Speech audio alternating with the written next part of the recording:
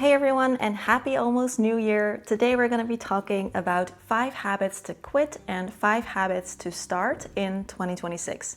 Some of these are also a little bit personal for me, and I also think that many of these will be relatable for you all as well. And I say habits, but it's also things like mindsets, beliefs, just the way that we think about things and do things. Of course, we can always reset our lives or change how we go about things any time of the year, so it doesn't necessarily have to be a new year. But for me, I do always find that January is just a really inspiring time and a good time to reflect how our year has been and what we would like to do differently going forward. It feels like a little bit of a fresh start and a good opportunity for making some changes. A lot of these have to do with positivity and with taking charge of our life, how we want to go about things in a more mindful and intentional way, shaping our life in a way that supports us. Because I feel like we're always just being pulled into all of these different directions in terms of content and world events and news, and also with all of the marketing that we are constantly exposed to, that we are being manipulated to buy things that we really don't need. So these habits have to do with deciding for ourselves how we want to spend our time, our attention, our energy, our money, and how we want to live our life, how we want to take care of ourselves so that we can be the best version of ourselves and also show up for the people and the things that we care about. So as always, feel free to grab yourself a cozy drink if you want and join me. I made mine really full, so I'm gonna put it down for a second. And I also want to tell you that I'll be doing my New Year sale again. So starting today, my decluttering ebook and my 2 online courses will be 20% off, and I'll tell you more about that later. So let's start with the 5 things that we can leave behind in 2025 and not bring with us into 2026. And the first of those is relationships that are toxic, draining, or otherwise just kind of done or over. If you're always the one putting in the work and reaching out to that person or taking the time to send them a message, asking them how they are or if they want to hang out. And sometimes these things can be obvious, like there's obvious disrespect, or that person is just kind of mean to you, or you feel like they maybe are manipulating you in some way. It's always about them, it's never about you, things like that. But oftentimes I find it can also just be a lot more subtle than that. Like there wasn't anything big that happened, no dramatic fallout or anything. And it's also no one's fault necessarily, but you just notice that something has shifted. Like maybe you don't really have that much in common anymore, or you're just kind of starting to drift apart. For me, this often happened with work friends, where you really feel like you're becoming good friends and then you stop working together and you try to keep in touch for a while, but you just kind of realize that outside of the work thing, you don't really have that much in common to, sustain the friendship after you stop working together. And sometimes this might not be what you want. Like you do want to keep it going, and it could be worth to maybe start a conversation about it, or put a little bit more effort into the friendship from your side. But other times it's also okay to just accept that you are drifting apart. Maybe, like I said, you just don't have that much in common anymore, and there's not a lot of common ground to bond over. Or there's actually something more dramatic going on. Maybe you've tried to talk to that person about it, but nothing is improving. You can also just be okay with letting that go. And this could also be with family. We don't get to choose who we are related to, and sometimes it can be a good idea to take a little bit of a step back or a break, or set boundaries, protect your energy. Because I feel like taking your distance in this case can also just be about self-respect. If you recognize this, some practical tips for you to maybe think about are asking yourself, after you've spent time with that person, do I feel heavier or do I feel lighter? Do I feel more like myself or less like myself? If I met this person today, would I still actively choose to build a friendship or a relationship with them? And letting go doesn't always have to be a big dramatic thing. You could also just match their effort. For example, if someone's not really reaching out to you anymore, you feel like you're always the one needing to put in the effort, you could match their effort and see what happens. Or just, like I said, take a little break, take a little bit more distance, maybe, tell that person that you're busy for a while and see what happens and see how you feel, so that you can have more time available to put in the effort into friendships and relationships that do feel mutual and where you can both really be there for each other. Number 2 of the habits that I think we should try to leave behind in 2025 is letting the online negativity get to your head or affect your mental health. This can definitely be news and world events, but it can also be choosing who you want to follow on your social media accounts, what kind of video topics you do and don't want to watch from now on. For example, I am leaving behind watching videos about influencer drama, influencer gossip. I don't really know what happened there, but I kind of fell into that kind of content a little bit this year, and I just realized I'm not interested. It's too much negativity. There's too much gossip. It's not really adding anything positive to my life. I'm just not interested in that kind of stuff. It can also be doom scrolling, for example. I don't know about you, but I find online to be, over the last like maybe 2 years, it has become a lot more negative. The things that I see in my feed are mostly negative topics talking about negative things. And there are still definitely fun, positive, beautiful, inspiring videos to watch as well, but I personally don't see them on my feed as much anymore. I see mostly negatively phrased videos. And that's probably because negativity tends to score better online. It tends to get more attention, it tends to get more views, because negative things, negative emotions, they trigger something in us. And so we are more likely to watch those kinds of videos and get those kinds of content recommendations. But for me, it kind of makes me sad, like talking about how crappy everything is nowadays, or like I said, the gossip, the rage baiting. I'm just kind of over it. And then of course there is the news. For me, my heart has felt very heavy at times this year with everything that's been going on. And of course it's important to stay informed and to do what we can. But there is also a balance there that I think we need to consider about how we consume this kind of news and content. So I'm choosing to leave all of that negativity behind in 2025 and try and not bring it with me into 2026. Really be mindful of the content that I consume. Is this really adding anything to my mood right now? Do I need to be watching this right now? Or is just negativity for the sake of it? You know, is it adding anything? And also just putting the phone away and going outside and be with real people and feel the sunshine and listen to the birds. In 2026, I want my world to feel calmer, lighter, more intentional, and less noise, less drama, less negativity, less stress, and more space for the things that truly matter. Number 3 of the habits that I think are worth trying to leave behind in 2025 is being too hard on ourselves. Just the constant comparison, the constant self-critic. The way you speak to yourself matters, especially in moments of taking some rest or failure, or when you're just feeling like you're not doing enough.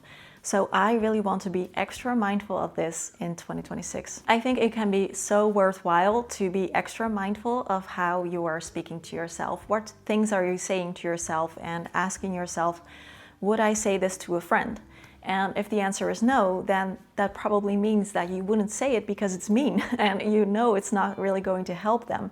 So then I also think that we should try and not say these things to ourselves either. Many of us are moving through life with this silent pressure to always be productive and to always be working towards being good enough or measuring up to others. And we feel like we cannot just not be productive or slow down or have an off phase in our life, or even just be proud of the things that we have accomplished or the things that we are good at, without feeling like we need to have earned that first. And even for me, as someone who has been talking about this for a while, who has been learning about this for ages, it's still sometimes difficult to shut off this inner voice, this inner critic. And I personally am getting a little bit tired of always feeling like I need to be good enough and do enough and work hard enough and clean enough and do workouts enough and like be enough in every area of my life. So one thing that I'm going to be trying next year is to celebrate my imperfection.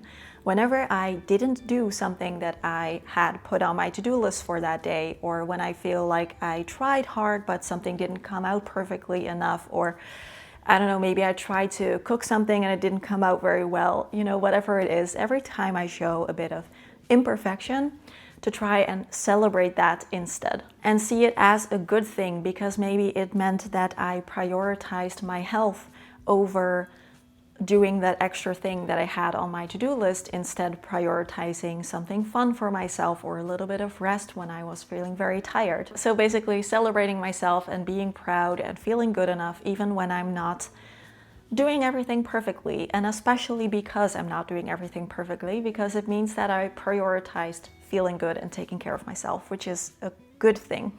Number 4 of the habits that I think we can try and leave behind in 2025, and I'm definitely going to try to leave this behind as well, is doing things that you really just don't want to do, or that you even feel uncomfortable doing, just to please others. Don't be afraid to be authentically yourself. You like what you like, and you don't like what you don't like, and that is perfectly okay. And you don't necessarily even owe anyone an explanation for that. And this can even be something super simple, like maybe you're the kind of person who doesn't really enjoy going out in the evenings because you prefer to have a quiet evening by yourself at home, which is perfectly valid.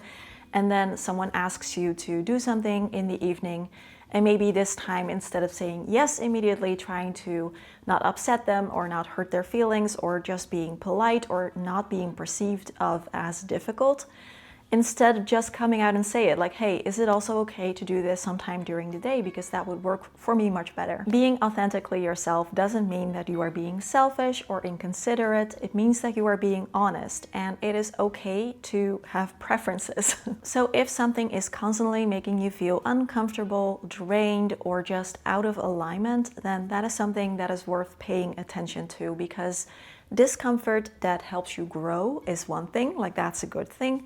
But discomfort because you're just not listening or responding to your own needs, that is something else. And remind yourself that disappointing someone occasionally, that's their situation. It doesn't mean that you did anything wrong. And the more you practice with this, the more space you will create for yourself to have relationships and experiences that truly fit you. And the 5th habit, that is something that could be worth trying to leave behind in 2025 and not bring with us into next year, is judging our body or the way we look, or being afraid to age or change as you grow older. This is something that I've been working on for quite a few years. I've definitely made progress with it, but I personally want to keep working on it next year as well, to see taking care of my body and my health as a good thing, but as a self-care thing, and not as a way of working on my body or my appearance to change it or to improve it or to feel like it's acceptable. There's so much pressure on people to look a certain way and to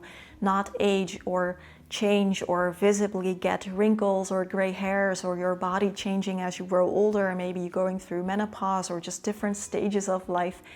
We're not supposed to show any of that stuff, and that is very unrealistic. And I think a large part of that just has to do with making people feel insecure about these impossible beauty standards, so that we are then more likely to buy things like beauty products, makeup, skincare, treatments. And of course, if you enjoy your skincare routine and it feels like a moment of taking care of yourself, pampering yourself, then that is absolutely fine.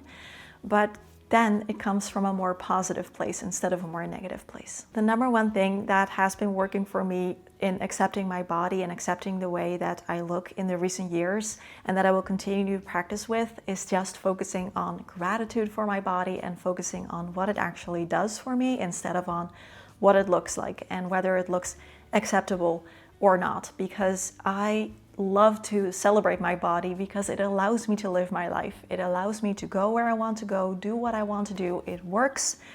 My stomach is not completely flat, but it works, and that is so much better. Aging is also a huge privilege that I want to celebrate. So if I see some wrinkles here, of course it's strange, but I want to see it as a good thing. Of course, when I go out, I wear sunscreen, but you're gonna age. That's a good thing, because that means that you're getting older and that you didn't, die. So I want to see it as a positive thing next year and not be afraid of it. All right, before we jump into the 5 habits to start in 2026, I quickly want to say that my New Year sale is live starting today.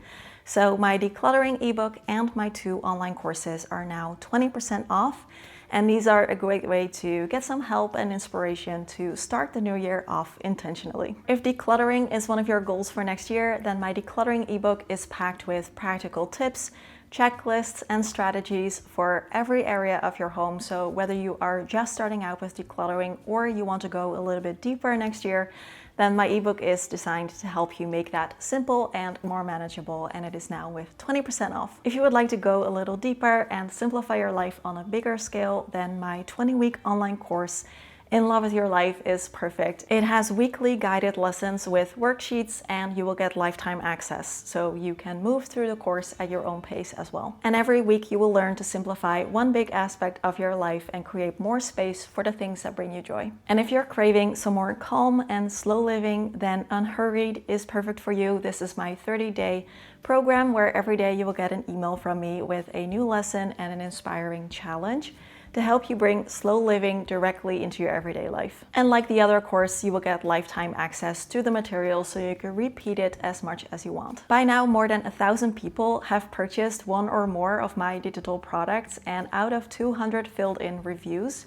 they've scored an average of 4.7 out of 5 stars, so that makes me really happy. It's such a joy to see so many people get real benefits from them, and hearing their experiences has been just truly very rewarding. You can use the discount code NEWYEAR26 at checkout to get 20% off, and you can get one of them, or you can also get more of them if you want, because they're all different and there's no overlap between them.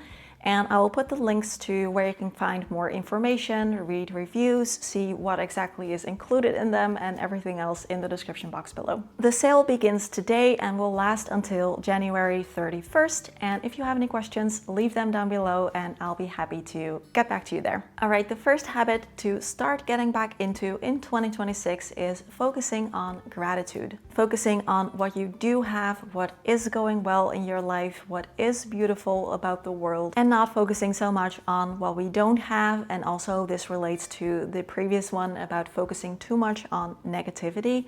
Just focusing on the abundance, the blessings in your life, and really celebrating all the things that you want to be grateful for to just build on that positivity even more. For me, gratitude is also just a wonderful antidote to things like anxiety and fear-based thinking. Also depression, or maybe this time of year, a little bit of seasonal depression. It helps to create this feeling of abundance rather than a fear and a feeling of scarcity. And I think because of that, it can even be helpful when we are decluttering, because it helps us to shed what we no longer feel is needed or necessary or relevant, because we also feel like we already have enough. Positivity creates more positivity, and I think that gratitude is such a wonderful source of positivity that kind of just never runs out. Write things down occasionally, whether that is in a notebook or a gratitude journal or a gratitude calendar, like I mentioned in my last video, or just a little notes app on your phone, and do things to also make it practical and real. So for example, if you find yourself feeling grateful for your home and the fact that you have a roof over your head, then you could also try to maybe clean something in your home to kind of make it extra concrete for yourself. Or if you're feeling grateful for a certain person who is in your life, then maybe tell them that you appreciate them, that you're grateful for their presence in your life, and just try to get in the habit of taking a little pause and just appreciating the beautiful moments as they are happening in your life instead of just rushing past them. Number 2 is taking action on things that you can control and doing your best to make a positive difference, no matter how small. With the news and world events and everything else that's going on that is way beyond our control, and we don't have, the power to fix all by ourselves, it can easily feel very overwhelming, and it can make us kind of give up and feel like we cannot do anything about it. It can make us feel powerless, and when you feel like that, it can really feed into, the anxiety of it all. And here I always try to remind myself that while you cannot fix everything, there are always small things that every single person can do. It can be as simple as choosing what you do and don't want to support with your money, because we vote with our money. And so if you choose to not buy certain things that stand for something that you don't want to promote and see more of in the world, that can give you a little bit of a sense of agency and power. It could also be volunteer work, or maybe it is activism, or maybe it is just choosing to make an effort with, for example, the people that live with you in your building when you're crossing paths with a neighbor to send them a friendly smile, and to, for example, if someone is, clearly in a hurry, let them pass you, for example. You don't have to do everything and you don't have to be perfect, so don't beat yourself up for what you cannot do. But just taking the small, consistent actions and habits that you can do can create a sense of purpose, and I think that is worth carrying with us into 2026. Number 3 of the habits to start or pick back up in 2026 is to practice more TLC with how you treat yourself, and TLC stands for tender loving care. In my last video, I asked you what your word for 2026 is going to be, and for me, I've chosen my word for 2026 as tenderness.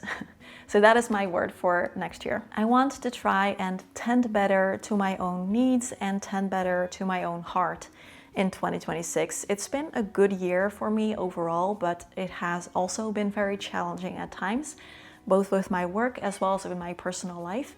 And my heart has felt very heavy, like emotionally heavy at times this year. And that is where I want to try and be extra tender with my heart. In practical terms, tenderness can be very small, like allowing yourself a little bit of rest when you're really tired, instead of making yourself push through anyway, without feeling guilty about it and without thinking that you should have been able to do more or should have been able to handle more. It can also mean taking care not to overcommit and leave yourself enough space in your calendar for the time that you need for yourself, or things that you want to do. For example, we have a closet in our apartment that we've been meaning to declutter for months, and we somehow just never get to it. And every time I ask myself, like, why haven't we gotten to it yet? Like, I want to declutter and make room there. The answer has just been that we haven't had enough space. The time that we've had hasn't really been enough to then also want to take on a little project like that. So that is a sign that I've been overcommitting myself. Tenderness can also be about emotional honesty, just feeling your feelings and accepting them for being there without needing to immediately fix them to feel better or explain them away or judge them.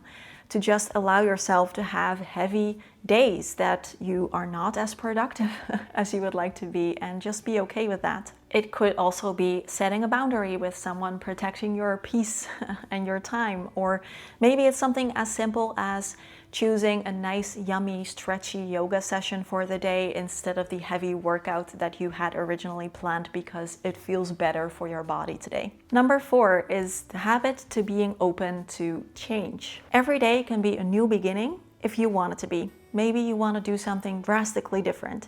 Maybe you want to try something new and then try something completely different and new next month.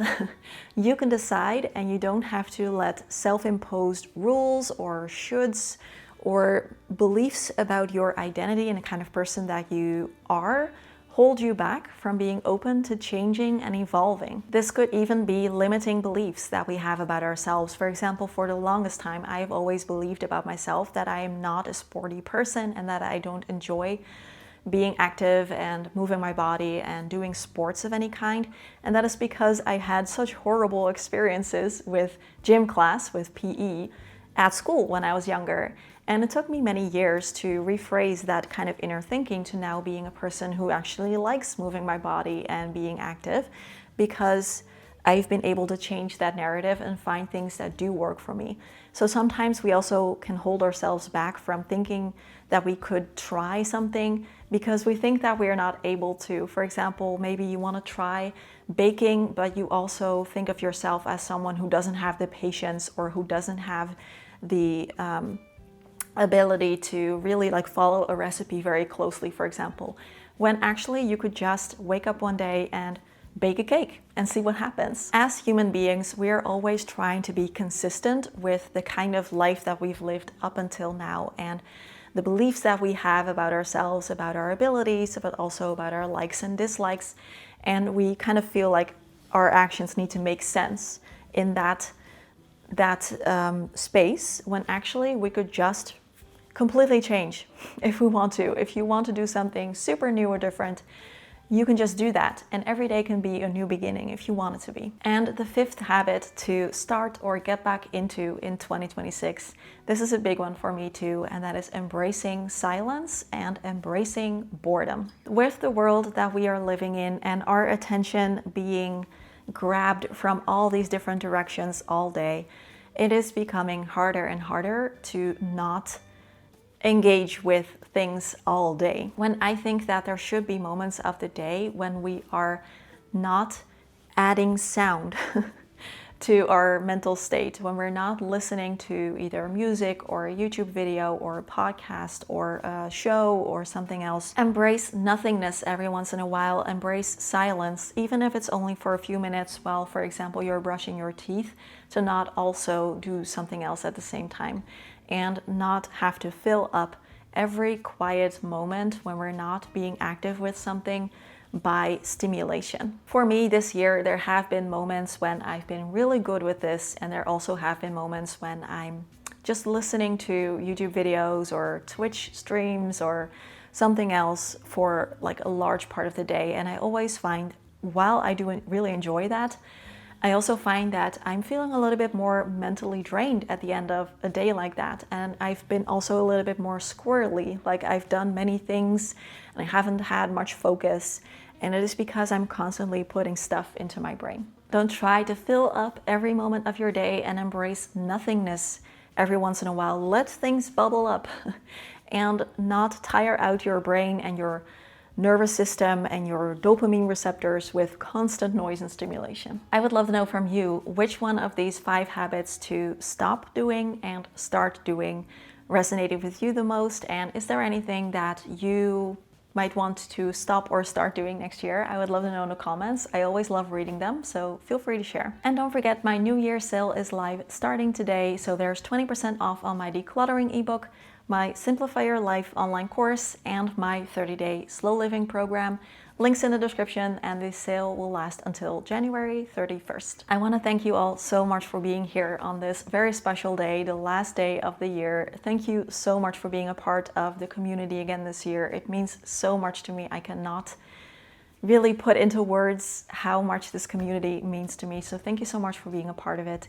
And also a special thank you to my channel supporters. If you enjoy my videos here, then you might also like to join on Patreon or on YouTube memberships. You will get access to 2 extra bonus videos every month, and also instantly get access to the more than 100 videos that I've posted so far. There are deep dives into topics like minimalism, simple living, self-care. There are tea time chats where I answer your questions about things. There are vlogs, life updates, and a lot more. Supporting the channel like this helps me to keep making these videos, the free videos for everyone here on YouTube. It helps me to stabilize my income a bit, which as a full-time content creator can be very unpredictable.